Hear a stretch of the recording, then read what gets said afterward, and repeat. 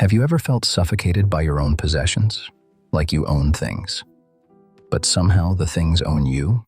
Back in 1845, near the end of the Tokugawa era, a mid-ranking samurai named Takeshi looked successful from the outside. Status, a respectable home, valuable objects, the approval of people who judged life by appearances. But inside, Takeshi couldn't sleep. He couldn't think. He couldn't breathe. His mind wasn't at peace. It was crowded, not by enemies, but by stuff. He owned armor pieces he never wore, blades that never left their stands, scrolls he told himself he would read one day, lacquerware and tea tools used once to impress a guest and then hidden again. But what truly broke him wasn't the number of objects. It was the invisible cost attached to each one. Maintenance, storage, protection, reputation, the fear of losing it, the fear of not having enough, the fear of being judged if he had less.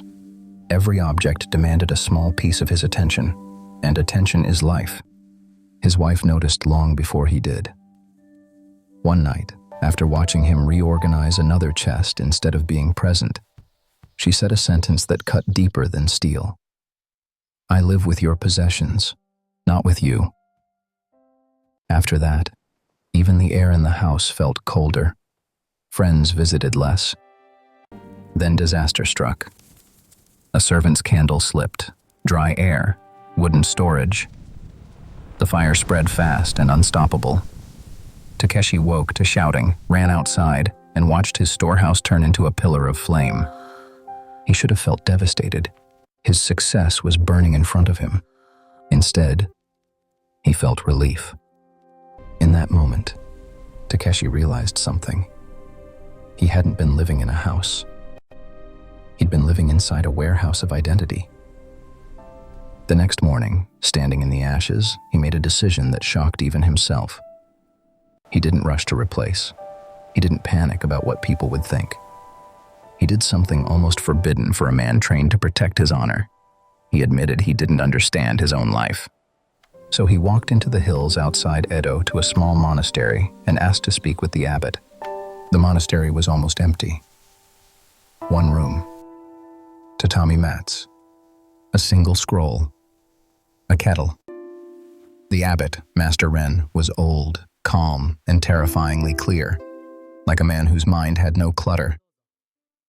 Takeshi explained the fire, the loss, and the strange relief. Master Ren listened, then asked one question that changed everything.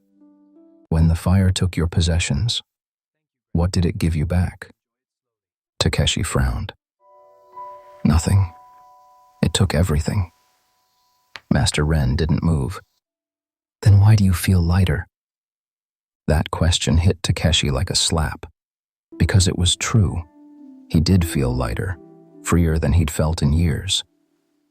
"The fire didn't take anything real," Master Ren said. "It removed what was burying you."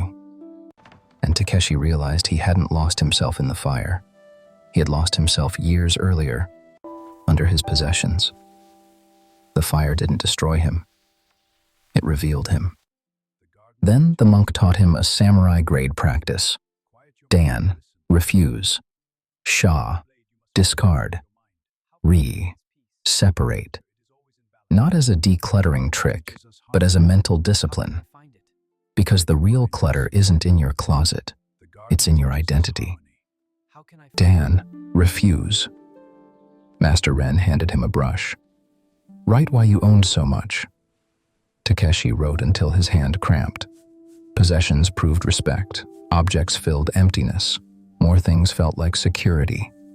Just in case calmed anxiety. And every item represented the person he wanted to be, not who he was. Master Ren read it and said, "Every reason is fear or fantasy." Then he added the line that stops Takeshi cold. "Every object that does not serve your real life is violence against your peace." Violence, because it demands attention, creates decisions, produces worry, and your consciousness is limited. Fill it with objects, and you have no room left for living. Shut, discard. Then Master Ren asked, What were you trying to fill? Takeshi had no answer. So the monk placed him in an empty room. No distractions, no escape. At first, restlessness, then anxiety, then grief. The grief of chasing approval, the grief of realizing he had lived like a guard protecting a treasure he didn't even enjoy. When the crying ended, Master Ren asked, "Did it destroy you?" Takeshi whispered, "No, it hurt." The monk nodded. Avoidance was the prison. Separate. Master Ren lifted Takeshi's remaining formal kimono. "This is not clothing to you. It is identity." Takeshi felt naked without it. Master Ren said calmly, "You are not your possessions. When you separate your being from your having, you become free." Then came the samurai version of the practice. 3 days. Day 1. Visualize your clutter. Feel the tight chest. Then visualize emptiness. Feel the breath return. Takeshi finally understood. The objects weren't making him safe. They were suffocating him. Day 2. Sit with what the possessions were hiding. He realized he didn't buy things because he loved things. He bought them because he feared what he would feel without them. Day 3. Discover who you are without the armor of possessions. Master Ren asked, "Who are you when you own nothing?" Takeshi didn't know. "Good," the monk said. "Not knowing is the beginning of knowing." That day, Takeshi worked in the garden. He carried water. He ate simple food. He drank tea from one bowl. And something strange happened. He felt more like himself than he had in years. Not because he had gained something, but because he had stopped performing. Before Takeshi left, Master Ren gave him a ruthless simplicity test for every object he would touch again. Does this serve my real life today? Does it bring peace or anxiety? Would I be lighter without it? If the answers were no, anxiety, yes, release it. And that's the 1845 system. The fire was just the beginning. The real transformation was internal. Takeshi stopped trying to build a life that looked impressive and started building a life that felt free.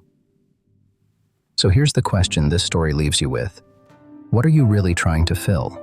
And how much of your life are you paying to keep filling it? Because the fire is optional. The transformation is not.